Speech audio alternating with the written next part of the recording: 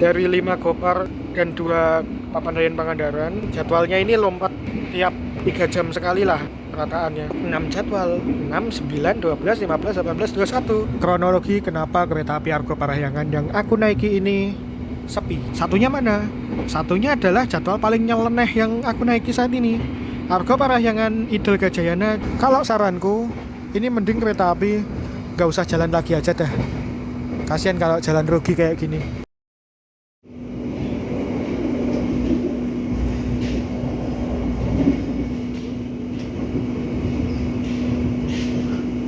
Nah, ini nih yang jadi depo lokomotif Cipinang.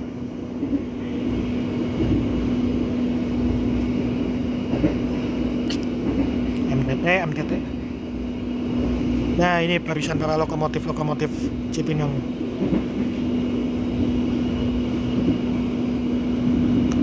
Dan ini untuk sepur simpan dari rangkaian kereta api yang sedang pada istirahat di depo kereta Cipinang. Kalau tadi depo lokomotif, ini depo keretanya.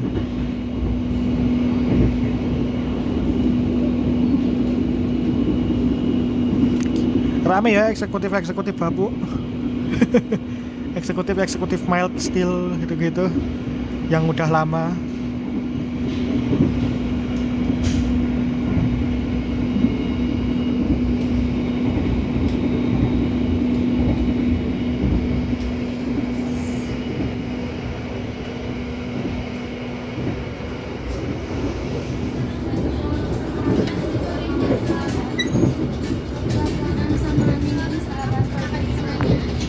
Bagi Anda yang akan mengakhiri perjalanan di stasiun Bekasi, persiapkan diri Anda, periksa dan lirik kembali barang bawaan Anda.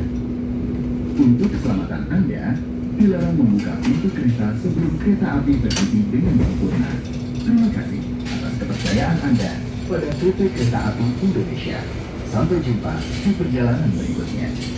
Dear passengers, in a few moments, we will arrive at Bekasi Station.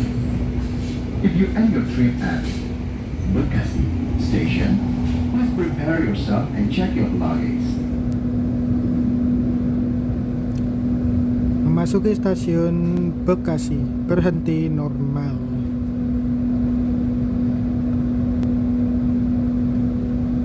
Ada nggak ini okupansinya?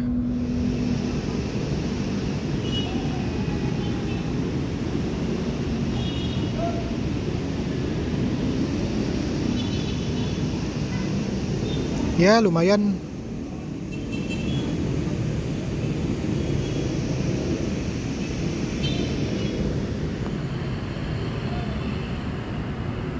Manggarai berangkat Bekasi Timur jalur Manggarai Angke akan berbeda Manggarai. Ya kabin masih kosong, masih aku sendirian. Dan ini untuk toilet dekat dengan tempat duduk nomor 13 paling belakang. Toilet pria dan toilet wanita dipisah. Pemisahan gender ini sudah dari kapan hari itu? 2021-2022 kalau nggak salah mungkin.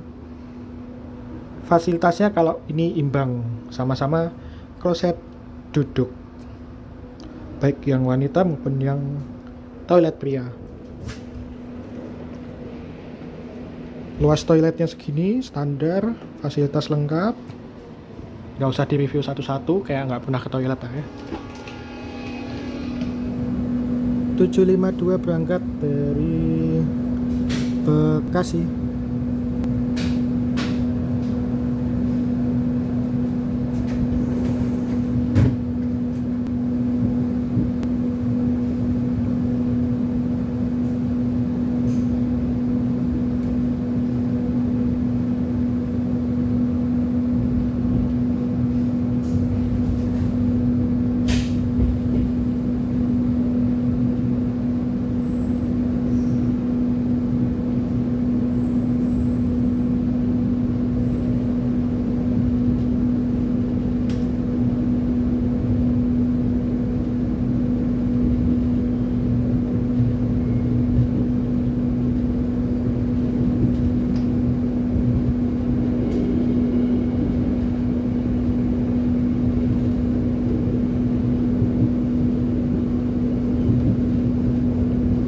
pemberhentian selanjutnya adalah stasiun Cimahi.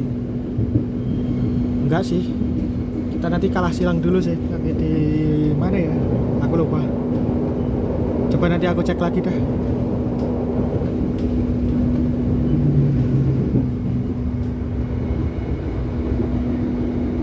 Ada yang baru datang.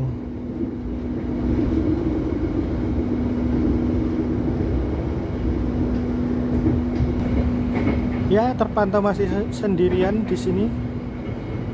Dan full trip ini mah sampai Cimahi, kan nggak ada penaikan penumpang lagi di setelah Bekasi. Cimahi emang ada yang mau naik dari Cimahi ke Bandung, bayar full 250.000.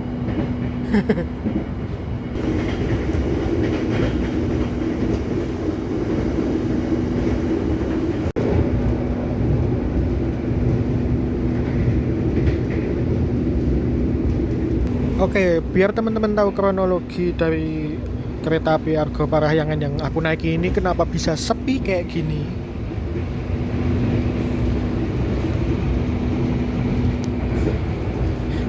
Bener-bener Home Alone.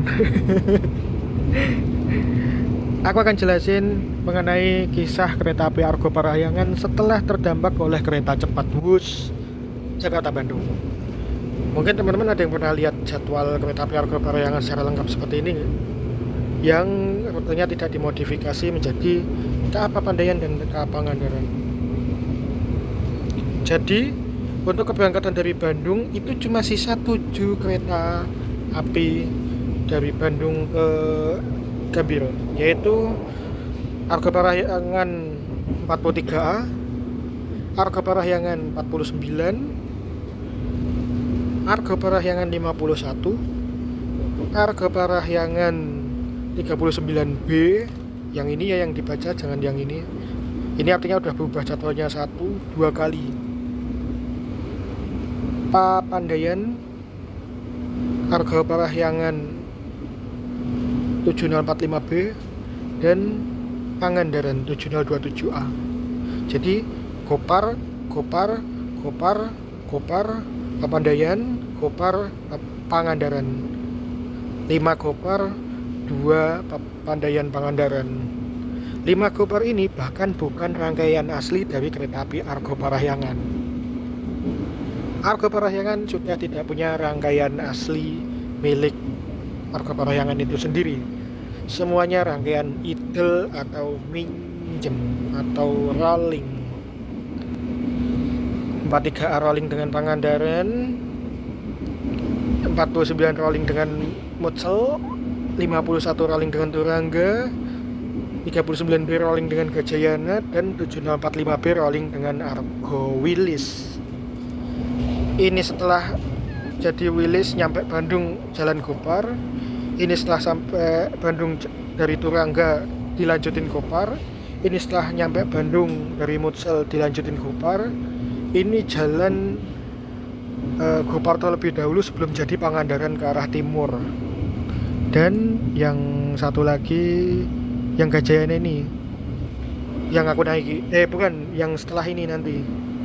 Ini dari Gajayana jalan Kopar ke timur yang aku naiki sekarang, dan nanti balik lagi ke barat sebagai KA 39B. Untuk arah sebaliknya dari Gambir sama, ada 7 juga. 5 Kopar, 2 Papandayan, Pangandaran. Papandayan 7048A, Kopar Gajayana, Pangandaran, Kopar Mutsel, Kopar Turangga, Kopar habis dari Papandayan, dan Kopar Wilis.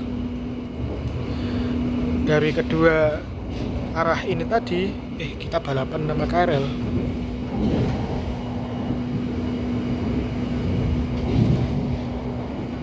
Bukan balapan sih, ini mah rangkaian KRL kosong mau stapling. Oh, berarti kita barusan lewat Cikarang tadi.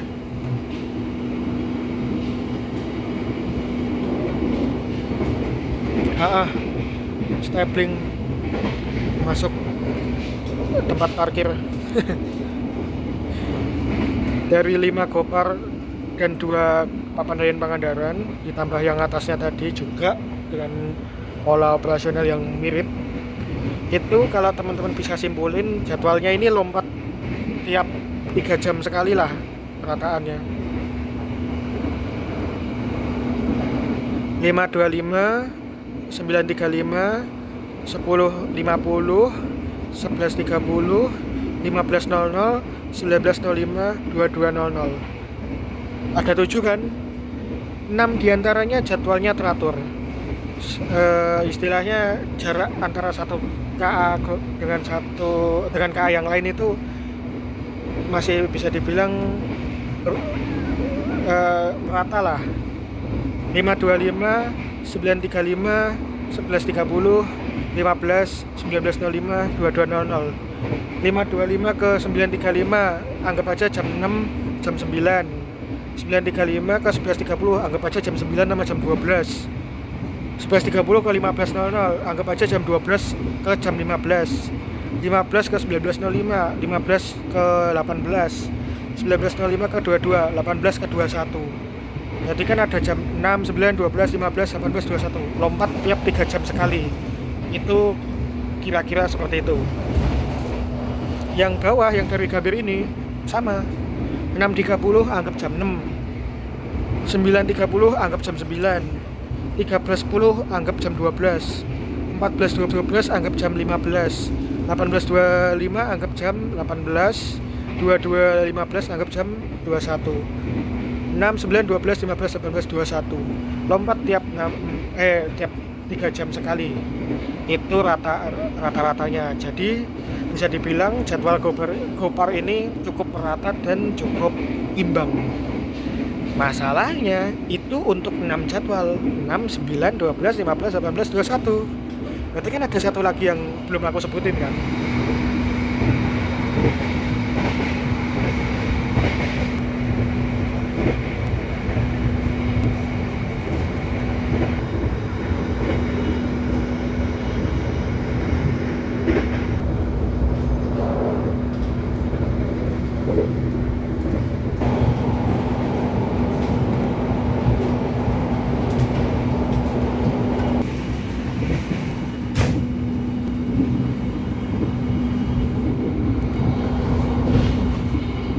Ini masuk Karawang nggak sih? Bentar.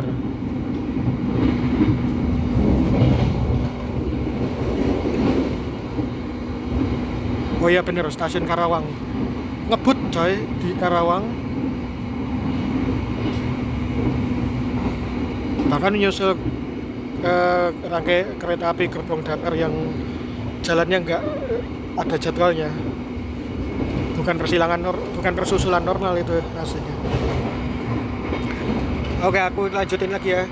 Itu kan berarti kan baru 6 jadwal ya. Tadi kan aku bilang Gambir Bandung dan Bandung Gambir itu kan 7 jadwal. Satunya mana? Satunya adalah jadwal paling nyeleneh yang aku naiki saat ini. Argo Parahyangan Idul Gajayana jam 7.25 di antara jam 6 sama jam 9 tadi. Dan dari Bandungnya itu jam 11.30. Berarti antara jadwal jam 12 sama jam 15. Atau antara jadwal jam 9 sampai jam 12. Istilahnya dia menuhin jadwal di tengah-tengah 9 jadwal yang ada. Tapi jadwal dia itu nggak ikut pola jadwal kereta api yang lainnya gitu loh. Nggak ikut pola kereta api rute Bandung Gambir atau Gambir Bandung yang lainnya gitu loh. Nah makanya jadwal tersebut sepi. Karena mau bagaimanapun jam 7.20 dari Gambir penumpangnya mungkin pada lari ke jam 6.30 atau jam 9.30. Jaraknya kan berdekatan dengan jadwal 2 itu. Begitu juga dengan jadwal yang 11.30 dari Bandung, berdekatan dengan jam 10.50 dan terlalu jauh ke belakang dengan jadwal jam 15.00. Kalau jam 6.30 sama jam 9.30 aja belum habis tiketnya, Buat apa jalan jam 7.20 kayak sekarang? Kalau jam 10.50 Idul Turangga itu aja fakultatif, hanya jalan weekend saja kalaupun perlu, karena nggak setiap weekend juga belum tentu jalan. Itu aja belum tentu penuh untuk yang Idul Turangga jam 10.50. Terus buat apa jalan jam 11.30? Pasti sepi, karena ya itu tadi masih ada jadwal penggantinya atau jadwal yang berdekatan. Ditambah ini kelasnya full eksekutif, harga tiketnya 250.000 tuh mahal banget untuk keberangkatan jam-jam yang bisa dibilang kurang enak ataupun masih banyak penggantinya gitu. Belum lagi untuk jam yang sama 7.20 dari Gambir juga dekat dengan jamnya Serayu, jam 9 lebih 10 kalau nggak salah, atau 9 lebih 5, 9 lebih 10 kalau nggak salah. Dari timur dekatnya Argo Parahyangan Idul Turangga, depannya ada Argo Parahyangan Idul Mutiara Selatan. Depannya dikit lagi jam 8 lebih berapa gitu ada kereta api Cikuray. Ya gimana mau rame kalau jadwalnya ditumpuknya di jam yang jadwalnya udah terlanjur rame di awal. Jadi ini bisa dibilang rangkaian kereta api Gajayana yang ketika disekolahkan dapatnya yang serba nggak enak dari segi jadwal gitu-gitulah. Kayak nggak cocok gitu loh mau ditaruh di jadwal kayak jam kayak gitu tadi. Siapa yang mau naik gitu loh. Apalagi harga tiketnya sekarang Rp250.000. Sama dengan Wus kereta cepat. Kereta cepat kalau weekend, kereta premium ekonominya juga Rp250.000. Ini jalan hampir 3 jam, sono nggak ada 1 jam perjalanan. Gimana mau rame? Ada Papandayan Pangandaran yang dekat, ada Wus juga yang lebih cepat di jam yang hampir mirip, ada Serayu juga. Ini jalan, gimana mau ini rame? Ini weekdays juga harga tiketnya Rp200.000. Padahal kalau misalkan kita naik kereta cepat Wus, kita bisa juga dapat harga tiket yang Rp150.000 atau Rp175 atau Rp200.000 untuk weekdays. Jadi ya gimana mau dibilang worth it coba kereta api Argo Parahyangan Idul Gajayana ini. Kalau saranku, ini mending kereta api gak usah jalan lagi aja dah. Kasian kalau jalan rugi kayak gini. Sepi loh ini, bener-bener satu orang doang dari satu kereta api. Bukan, di satu kereta. Di satu kereta eksekutif 7 ini cuma ada satu orang. Kalau teman-teman mau cek okupansinya si kereta api Argo Parahyangan Idul Gajayana pagi ini, kebetulan aku pagi tadi beli tiketnya, benar-benar baru pagi tadi 1,5 jam sebelum keberangkatan aku sempat screenshotin satu-satu okupansi kereta api Argo Parahyangan Idul Gajayana ini. Eksekutif 1 cuma keisi segini, eksekutif 2 cuma 1 orang, eksekutif 3 segini, eksekutif 4, eksekutif 5, eksekutif 6 2 orang doang, eksekutif 7 aku doang, bayangin. Dan eksekutif 8 yang rame. Tapi kok orang-orang pada tahu ya kalau misalkan nomor 1 itu ada di belakang. Orang-orang pada ngumpul di belakang loh ini. Berarti padahal kan kita nggak bisa mastiin ya kalau misalkan nomor 1 itu paling depan atau paling belakang, ujung depan atau ujung belakang, kan kita nggak bisa mastiin ya. Tapi ini rata-rata orang-orang pada ngumpul di dekat nomor 1 sampai maksimal baris nomor 5. Dan kebetulan dapat yang ujung belakang tadi. Kok hoki banget gitu loh. Jadi ya kalau melihat okupansi yang kayak gini, tolonglah, kalau maksudku bukan berarti ini PT KAI hitungannya merugi atau gimana gitu loh. Tapi sayang loh kalau ini dijalanin tapi okupansinya nggak ada gitu. Buat apa gitu loh disediain. mungkin bisa dievaluasi lagi oleh PT Kereta Api Indonesia, apakah masih layak dijalankan lagi kereta api Argo Parahyangan Idul Gajayana ini, atau sudah tidak layak lagi, mungkin bisa di stop operasionalnya gitu. Kita nyusul kereta api Walahar, kereta api lokal dari mana tadi, Cikarang, tujuan akhir Purwakarta. Ya, jadi mungkin 12 atau 13 menit yang aku ceritain tadi itu bisa menjelaskan kenapa kereta api yang aku naiki sekarang ini sepi okupansi. Harapannya nanti tolong dari PT Kereta Api Indonesia, kalau misalkan ini sudah tidak perlu jalan lagi, saya setuju sih. Nggak apa-apa kalau misalkan nggak perlu dijalanin lagi, stop operasional saja lah untuk jadwal 7.20 dari Gambir dan 11.30 dari Bandung, atau ya singkatnya Argo Parahyangan Idul Gajayana inilah yang di stop operasional gitu. Itu aja dah masukanku. Bentar lagi kita mau lewat stasiun Cikampek nggak sih ini?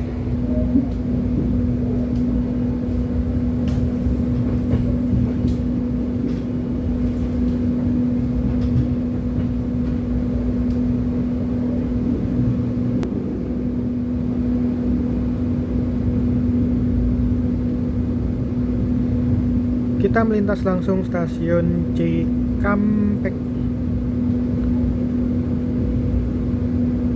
Masih di Kabupaten Karawang. Jadi Kabupaten Karawang punya 2 stasiun besar, yaitu stasiun Karawang dan stasiun Cikampek. Oh, itu dia parsel tengah. Cara bedanya parsel tengah dengan parsel utara gimana? Stam formasinya, kalau panjang dia utara, kalau nggak terlalu panjang atau sekitar 6-8 kereta gitu berarti parsel tengah. Kalau selatan rutenya udah beda ya, udah pasti. Di stasiun Cikampek kita nggak berhenti, kita melintas langsung dan kita mengambil percabangan ke arah kanan. Yang ke arah kiri sono itu adalah percabangan jalur kereta api ke arah Cirebon sampai Semarang sampai Surabaya. Sedangkan kita belok kiri ke sini ke arah percabangan yang menuju ke Bandung.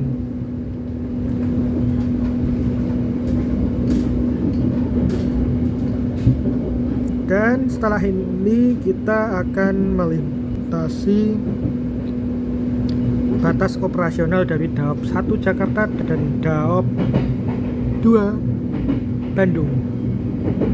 Sebenarnya ini aku agak janggal ya dengan kereta eksekutif stainless steel baik generasi pertama maupun new generation. Kalau yang new generation mungkin karena kursinya masih baru, jadi bisa dibilang jauhnya merebahnya itu standar semua lah. Walaupun demikian ukurannya menurutku tanggung juga sih. Masa cuma seukuran lebar kuping ini doang? Kalau teman-teman perhatiin, ini benar-benar seukuran lebar kupingnya kan. Kupingnya segini, merebahnya dari sini ke sini kan, cuma seukuran lebar kupingnya doang loh. Jadi kurang merebah.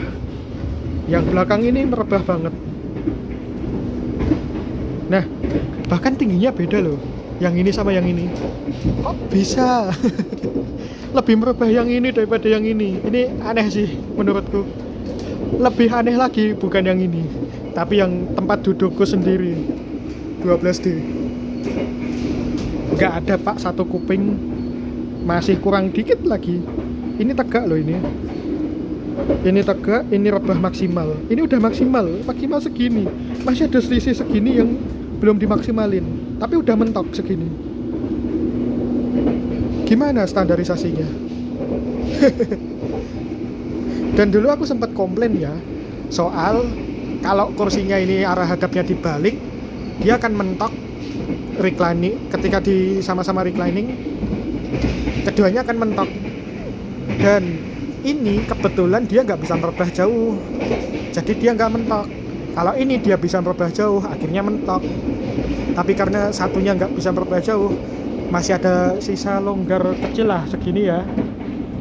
Sekarang kita praktekin ini di kursi yang lain. Ambil contoh di sini.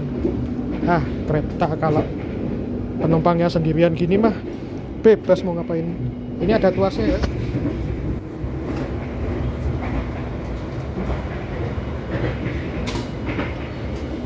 Sambil diinjek, sambil diputer.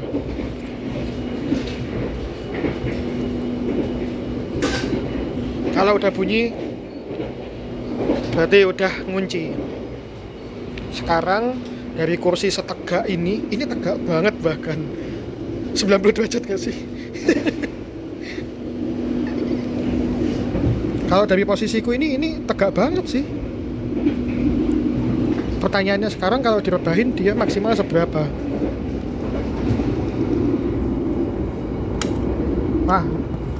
Rusak ini mah. Dia rusak. Rebah, dorong, dilepas balik lagi. Ya nggak ada yang bener ini mah. Ini juga rusak. Ini bahkan tombolnya udah nggak bisa nyangkut loh. Apa ini?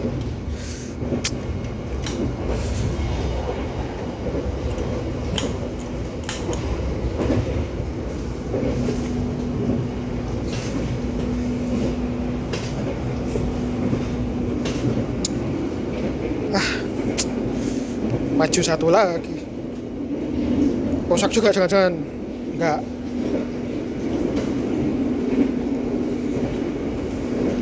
Oh ya, sebelahnya rusak. Sebelahnya rusak.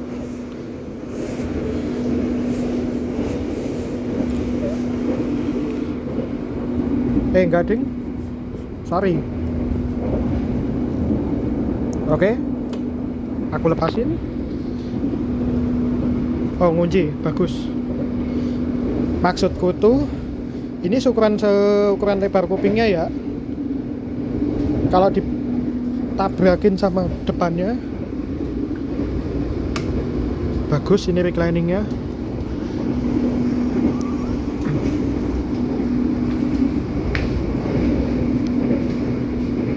Loh, nggak mentok loh. Ya walaupun recliningnya pelit, kalau yang ini aku bisa bilang pelit ya, karena yang depan ini nggak maksimal, nggak sampai satu kuping full, masih ada dikit lagi selisihnya. Yang belakang udah satu kuping full, sama-sama udah mendekati satu kuping full, tapi tidak mentok. Ini ada celah segini, bahkan untuk dimasuki orang juga bisa. Reclining kedua kursi ini tidak mentok. Tapi kenapa kok yang di eksekutif stainless steel new generation pas aku naik kereta api Argo Lawu itu mentok ya? Belakangku kan arah hadapnya diputar gini, cuman ketika direbahin mentok. Ini rapet, ini masih longgar banget kalau yang ini.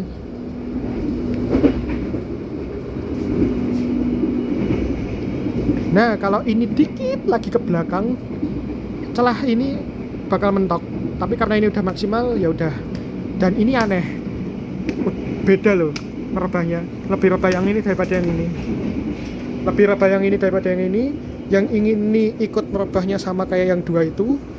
Dua itu kalau merebahnya cuma segini doang, dia nggak mentok. Tapi kalau ada satu yang sampai merebahnya keterlaluan jauhnya kayak gini, ini enak tapi beresiko mentok. Jadi gimana nih mau bilangnya? Yang mana nih yang standar? Standar rebahnya tuh sebenarnya seberapa sih? Ini atau itu? Yang mana yang benar standar rebahnya? Atau malah ini? Semakin ada kekurangan jarak segini. Nggak tahu lah, semua kursi beda-beda gini ukuran rebahnya nggak jelas. tambah yang itu rusak juga, nggak jelas. Gini nih bayar Rp250.000, ditambah ini rangkaian dari kereta api Gajayana. Yakin nih orang Malang dikasih kereta rusak kayak gini.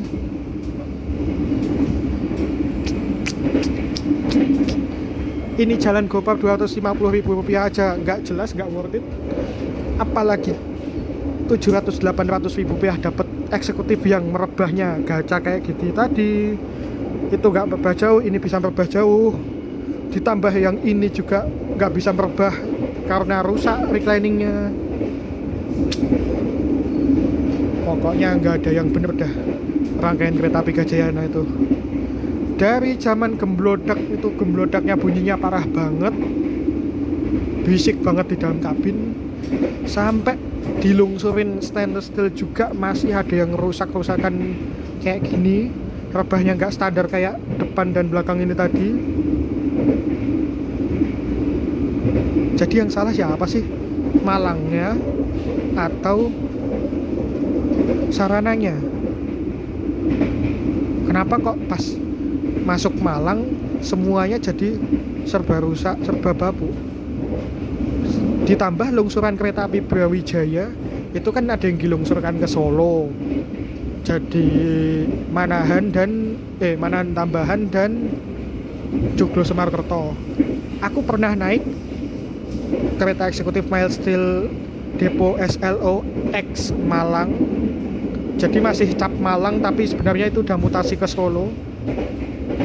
Itu pengunci pintunya yang masih pakai grendel itu, grendelnya nggak ada. Bukan grendelnya nggak ada, grendelnya ada tetapi tuas buat nariknya nggak ada. Jadi ngunci ya ngunci terus, kalau nggak disogok grendelnya itu nggak bakal bisa dibuka. Aku nggak tahu ya kenapa, tapi kenapa setiap kali ada sarana ke Malang pasti ada aja rusak-rusaknya. Mau yang murah bahkan yang mahal sekalipun, nggak ada kereta sarana depo ML yang 100% terawat banget itu. Apalagi ini kan rangkaian kereta api Gajayana ini kan lungsuran dari kereta api Argo Lawu dan Argo Dwi Pangga dari SLO. Jadi kita istilahnya pertukaran sarana lah mungkin. Kita lungsurin stainless steel dari Solo ke Malang, Malang lungsurin mild steel dari Malang ke Solo. Dari kereta api Argo tuh apakah memang sejak awal udah rusak baru dilungsurin ke Malang? Jadinya aku lihat rusaknya ada di Malang bukan di Solo, atau memang dari Solo itu masih bagus sarananya, tapi ketika tiba di Malang ada yang ngerusakin jadi kayak gini, dol kayak gini recliningnya. Itu aku nggak tahu, tapi yang jelas aku kecewa banget. Rp250.000 jalan untuk kereta api Argo Parahyangan kayak gini, dengan kerusakan yang ada di sarana dan juga gacha-gacha yang nggak jelas di reclining kursinya ini. Big no. Ya udah, sangat mendukung sekali untukku mengatakan bahwa say goodbye untuk kereta api Argo Parahyangan Idul Gajayana. Nggak worth it sama sekali. Dan lebih jauh lagi aku bisa bilang ini jalan Gajayana pun sebenarnya nggak layak. Masa reclining sampai dol kayak gini dibiarin? Jalan perjalanan dari Jakarta ke Malang rusak yang ngerusakin penumpangnya, atau emang bawaan dari Solo rusaknya, atau karena perawatan di Malang kurang bagus makanya lama-lama dibiarkan akhirnya jadi rusak? Itu pertanyaanku. Semoga kalau misalkan Gajayana sudah dapat rangkaian stainless steel new generation sesuai dengan urutannya, itu semoga nggak akan ditemui lagi kerusakan random yang nggak jelas kayak gini. Please banget, itu udah mahal kereta apinya, tiketnya, harganya jauh juga perjalanannya, kenapa masih dibikin nggak nyaman seperti ini? Perlu dievaluasi lagi. Aduh, kelewat dikit. Kita lewat atau melintas langsung stasiun Purwakarta. Tadi ada stapling rangkaian kereta api Walahar.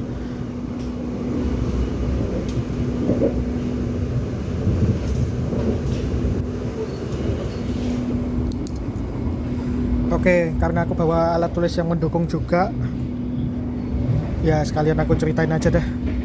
Pokoknya ya, kereta api Argo Parahyangan itu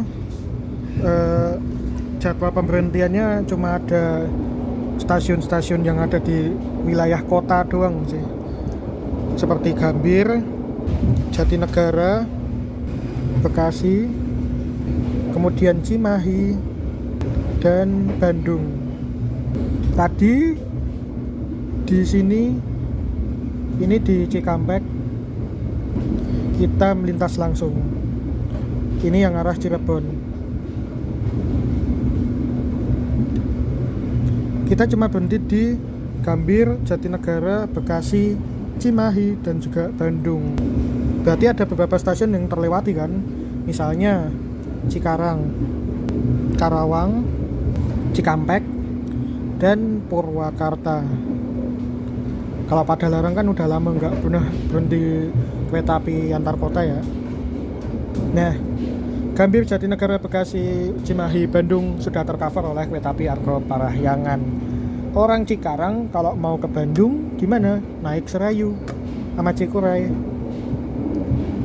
Nah, kalau maunya naik kelas eksekutif berarti dia belum terlayani. Orang Cikarang kalau mau ke Jakarta naik ekonomi sudah ada, naik eksekutif sudah ada, berarti aman. Yang belum ini Cikarang ke arah timur, ke arah Bandung maksudnya. Karawang ini sebenarnya sudah dilayani oleh kereta api Papandayan, jadi bisa dibilang ini anggapannya sudah terlayani. Dari Bandung ke Karawang sudah bisa, dari Karawang ke Jakarta juga banyak, dari Jakarta ke Karawang juga udah banyak, Karawang ke Bandung terlayani. Berarti Karawang sudah tersolusikan. Purwakarta ke Bandung banyak tarif khusus, Bandung Purwakarta apalagi, Purwakarta Jakarta cuma ada Serayu, berarti belum terlayani untuk ke arah barat. Dan dari Jakarta ke Purwakarta juga belum terlayani ke arah timurnya. Jadi Purwakarta ini belum melayani yang ke arah Gambir untuk kelas eksekutifnya. Ini harus disolusikan juga. Cikampek ini banyak kereta api ke barat, banyak kereta api ke timur, banyak kereta api ke selatan. Tarif khusus ke arah Bandung juga ada, Bandung Cikampek juga ada, Cikampek Jakarta juga ada, Jakarta Cikampek juga, Cikampek Cirebon ikut tarif Jakarta masih oke.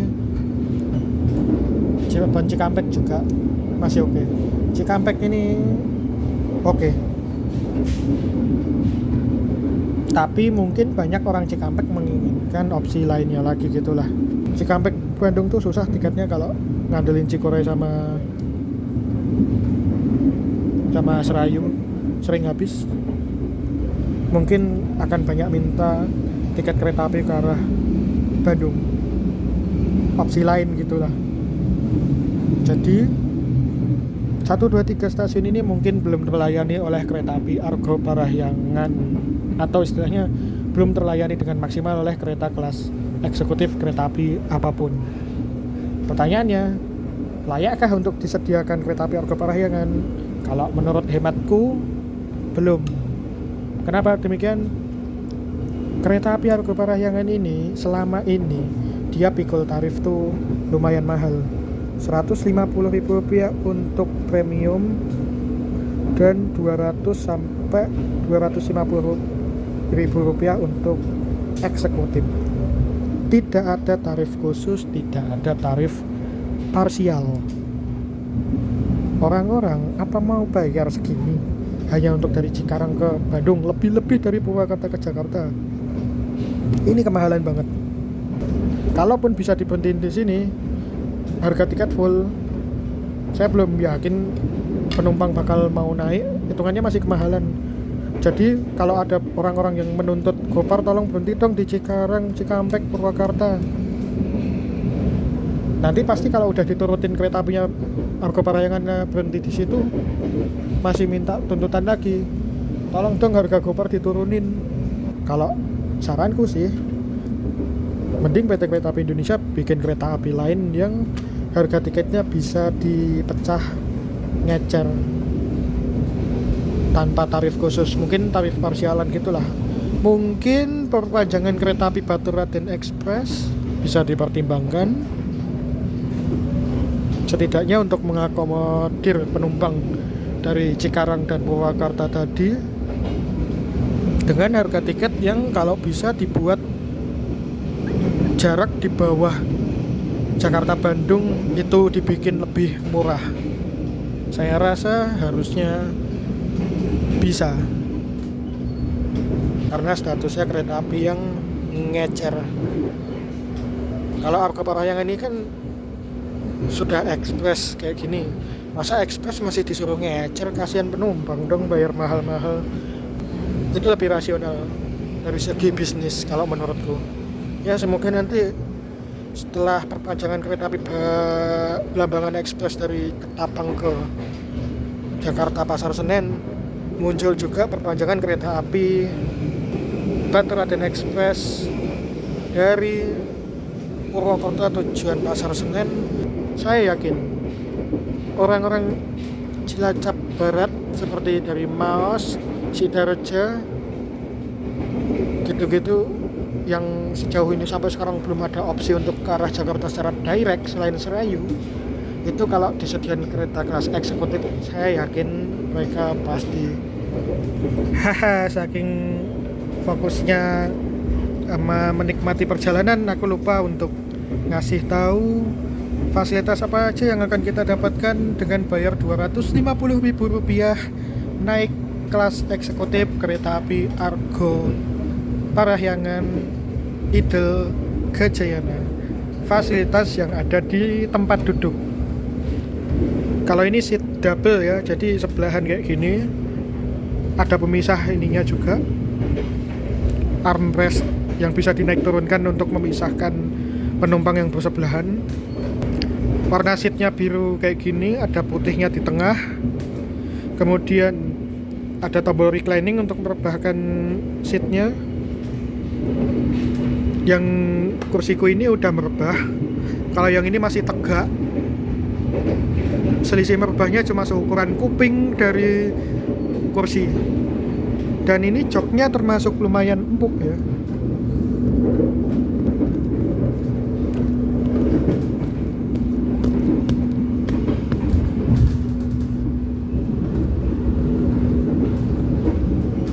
Tapi masih kalah empuk dibandingkan dengan kursi kereta eksekutif New Image yang warnanya abu-abu, yang bawaan itu. Depan ada kantong untuk naruh barang-barang kecil, ada juga footrest yang ada 3 level ketinggian. Ini yang level nutupnya, ini yang level pertama segini. Wih, balik sendiri.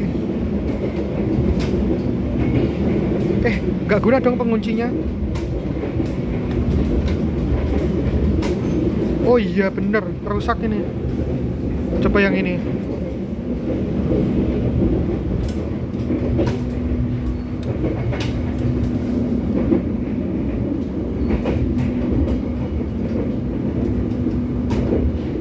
Hah? Wait.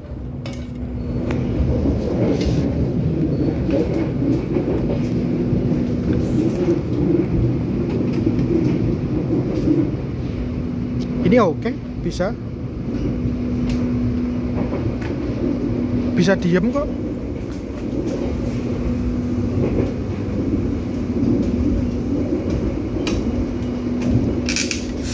Berat, udah rusak juga ini. Ini yang normal malahan.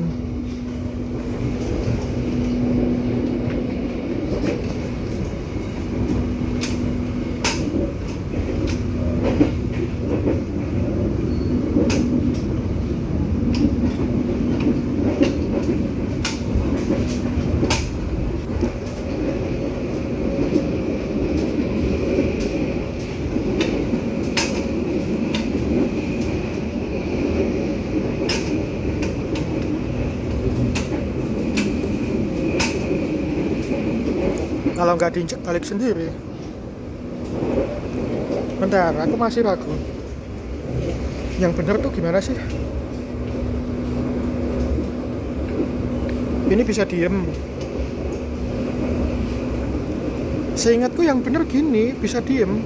Bukan yang harus diinjak terus biar bisa diem kayak gini. Seingatku kalau misalkan udah dilepas kaki kita dari situ, harusnya masih diem gini. Wah, banyak yang rusak berarti ini mah. Nggak cuma kursinya atau merebahnya, tapi footstepnya juga, footrestnya juga. Sebenarnya masih enak loh buat gini, karena ini hitungannya mengunci bawahnya, jadi masih tersangga lah kaki kita. Kalau paling bawah segini, kita nurunin aja kan nggak perlu ini. Tapi ketika lepas, ini jadi nggak guna dong.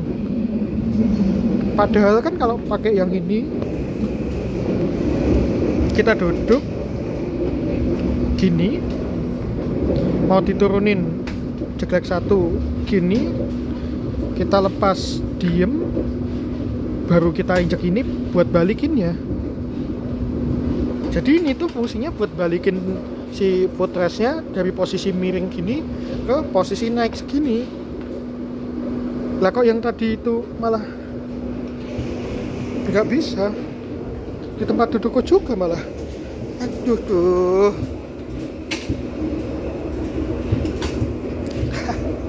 Ya Allah, ya Rabbi. Kacau sumpah, Gajayana.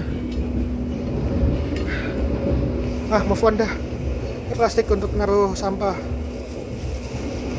Biasanya kalau nggak ditaruh di kantong sini, masukin plastik sini terus taruh plastiknya di kantong sini. Kadang juga ditaruh di gantungan yang ada di sini. Makanya gantungan ini aku bilang gantungan yang penyalahgunaan, yang seharusnya dipakai untuk naruh jaket, pakaian, atau tas kecil, malah ditaruh plastik sampah. Biasanya kan gini ya.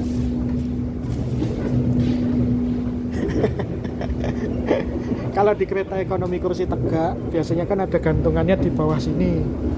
Itu masih mending, nggak kelihatan. Makanya ditaruh di sini kan masih layak lah, cukup personal lah. Sampah digantung tinggi-tinggi kayak gini. Nggak tahu lagi dah. Ya udahlah, gantungan kayak gini. Lampu masih bisa berguna lah. Ini malah dihilangin di eksekutif stainless steel new generation. Padahal masih bisa berfungsi dengan baik. Cuman memang sorotnya jangan yang nyebar. Kalau bisa sorot yang kayak center gitu loh, biar terpersonalisasi ke tempat duduk masing-masing. Nah, kalau misalkan ini yang butuh buat penumpang sini, terus ini butuh buat penumpang sebelahku, nyorotnya gimana? Gini.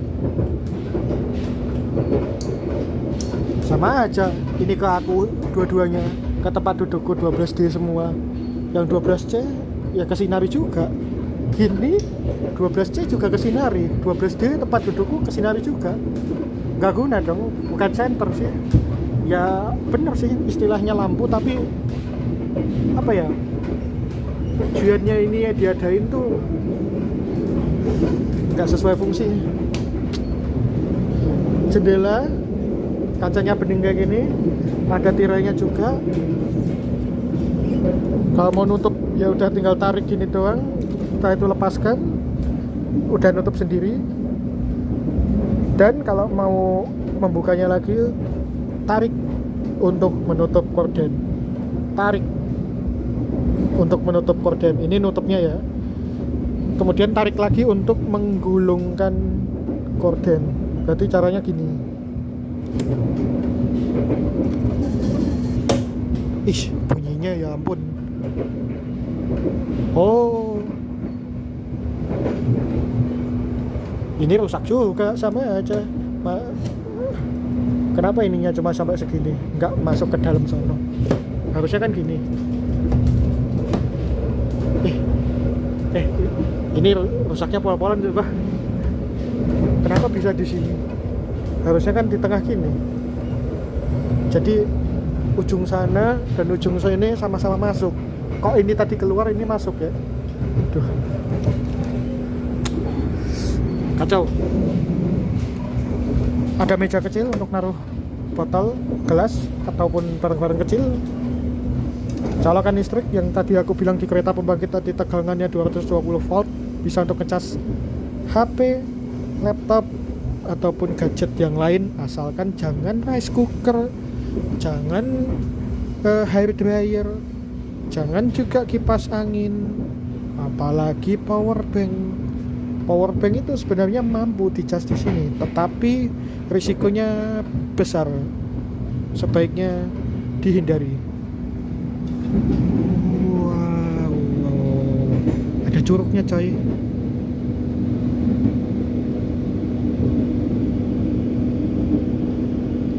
Ini Cisomang kan? Oh ya bener, Cisomang. Kok nggak ada pengumuman ya? Biasanya ada pengumumannya loh kalau mau lewat Cisomang atau Sasak Saat, Terowongan. Setelah colokan, ada fasilitas meja ini juga, bisa untuk makan, naruh laptop untuk kerja, bisa juga ininya ada ruang untuk naruh gelas atau botol minuman. Dan ada pembatasnya ini supaya barang yang ada di atas ini tidak jatuh. Biasanya kan kereta api kan gertak ya, godak. Kalau ada penyangga ini kan jadinya nggak terguling nanti, ketahan. Cek. Bisa dimasukin ke bawah sini jika tidak dipakai.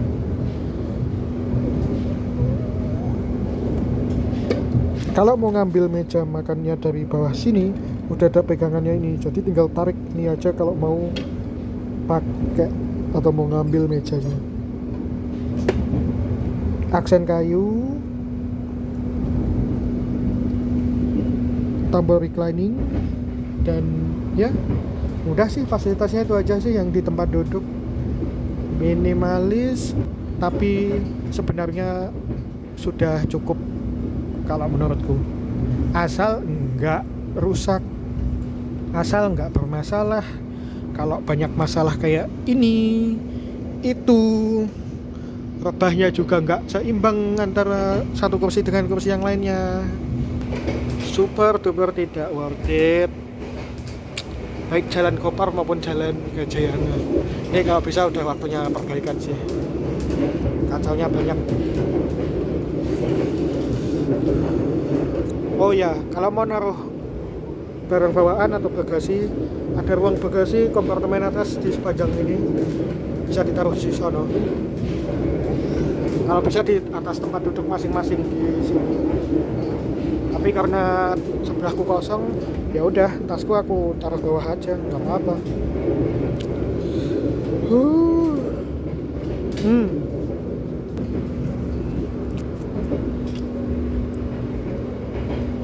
Ya udah, nikmati aja perjalanan dah.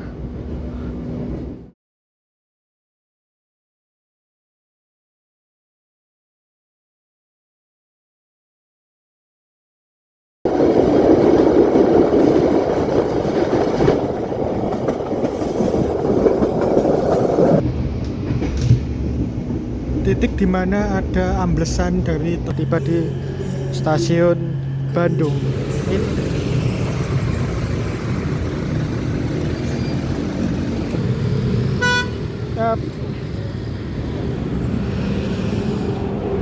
ada logo Inka-nya sebenarnya di pojok.